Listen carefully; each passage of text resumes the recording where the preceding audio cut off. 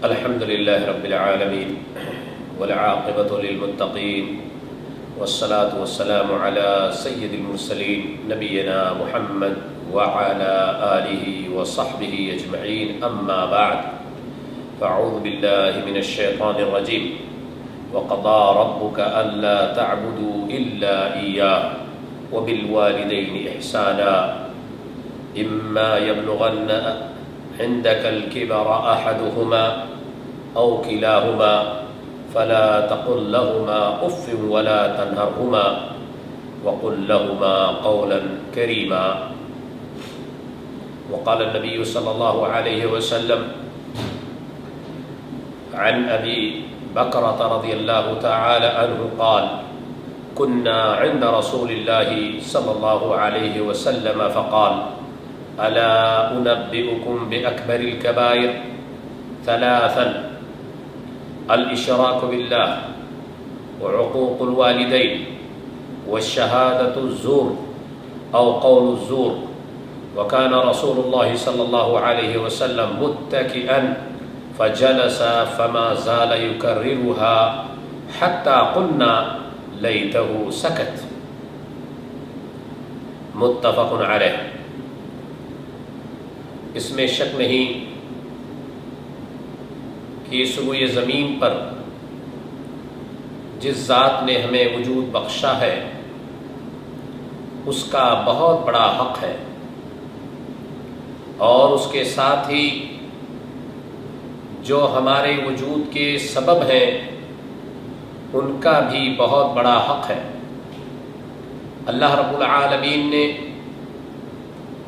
اپنے حق کے بعد جنہیں ہمارے وجود کا سبب بنایا، جنہیں ہماری پرورش و پرداخت کا سبب بنایا، اور جن کے دلوں میں ہمارے خاطر بے پناہ محبتیں، رحمتیں، شفقتیں پیدا کیں، اللہ نے ان کا حق مقرر کیا ہے.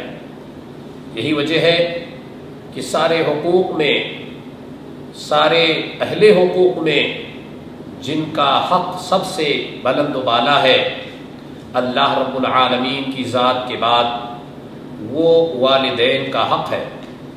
اللہ تعالی نے قرآن کریم کی سورہ اسراء آیت نمبر 23 میں فرمایا کہ آپ کے رب نے یہ فیصلہ کیا ہے کہ اللہ کے علاوہ کسی کی عبادت نہ کریں اور والدین کے ساتھ اچھا برتاؤ کریں.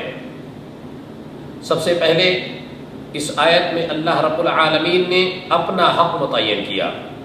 اللہ کا حق بندوں پر یہ ہے کہ وہ اللہ ہی کی عبادت کریں اور اللہ کے ساتھ کسی کو شریک نہ کریں. ہوتا یہ ہے کہ جب انسان علم سے عاری ہوتا ہے، علم توحید سے دور ہوتا ہے اور توحید کی معرفت اسے نہیں حاصل ہوتی، تو وہ بڑوں کی، بزرگوں کی اور اہل دنیا جس کی تعریف کرنے لگے، اہل دنیا جس کو اپنا بڑا سمجھنے لگے، وہ اللہ کو چھوڑ کر ان کے پیچھے پڑ جاتا ہے اور کچھ ایسی چیزیں جو اللہ کے حقوق ہیں وہ اللہ کے بندوں کو، اللہ کی مخلوقات کو دینا شروع کر دیتا ہے. اسی لیے اللہ تعالی نے اپنے حقوق کو بیان فرمایا اور کہا دیکھو میرا حق یہ ہے کہ میرے سوا کسی اور کی عبادت نہ کرنا، صرف مجھے ہی پکارنا، مجھے ہی یاد کرنا، میرا ہی ذکر کرنا. جب پریشانی آئے تو پریشانی دور کرنے کے لیے مجھے بلانا، مجھے پکارنا. اللہ رب العالمین نے فرمایا، اور اپنا حق بیان کرنے کے بعد اللہ نے کہا کہ وَبِالْوَالِدَيْنِ إِحْسَانًا، دیکھو والدین کے ساتھ حسن سلوک کرنا. جیسے ہم نے تمہیں زمین و آسمان دیا، سورج چاند دیے، ہوا پانی دیے، اور تمہاری زندگی کے لیے جو جو چیزیں ضروریات کی تھیں اسے سب مہیا کیا.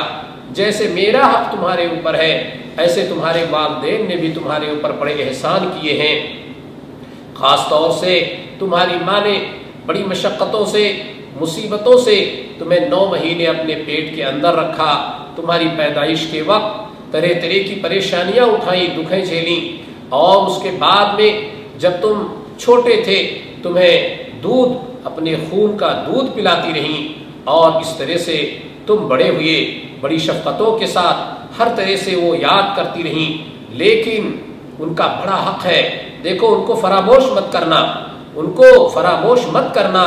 اس لیے اللہ رب العالمین نے یہ حکم دیا کہ دیکھو ماں کے ساتھ، اپنے والد کے ساتھ بڑا اچھا برتاؤ کرنا، ان کے حقوق کا خیال کرنا، ان کی اطاعت و فرما برداری کرتے رہنا۔ اس لیے یہ ضروری ہے کہ ہم اس کا خیال کریں، اور اس کے ساتھ ہی اللہ رب العالمین کے حقوق کا خیال کریں۔ اللہ سے دعا ہے اللہ تعالی ہمیں اس کی توفیق عطا فرمائے، اور اللہ ہمیں جو ہے سارے حقوق کی ادائیگی کی توفیق نصیب فرمائے۔ بالخصوص اے اللہ تو ہمیں اپنا خالص بندہ بنا لے اور اپنی عبادت کی توفیق نصیب فرما۔ اسی طرح اے اللہ ہمیں اپنے والدین کی خدمت کی توفیق نصیب فرما دے، ان کی اطاعت و فرما برداری کا شرف ہمیں عطا کر دے، ان کی خدمت اور ان کے ساتھ اچھے برتاؤ کی توفیق سے نواز دے۔ اے اللہ تیری ہی توفیق سے ہم تیری عبادت کر سکتے ہیں، اور اے اللہ تیری ہی توفیق سے ہم والدین کے ساتھ حسن سلوک کر سکتے ہیں۔ اے اللہ تو ہمیں اپنی توفیق سے نواز دے۔ وآخر دعوانا ان الحمد للہ رب العالمین، وصلی اللہ علی نبینا محمد وعلی آلہ وصحبہ اجمعین۔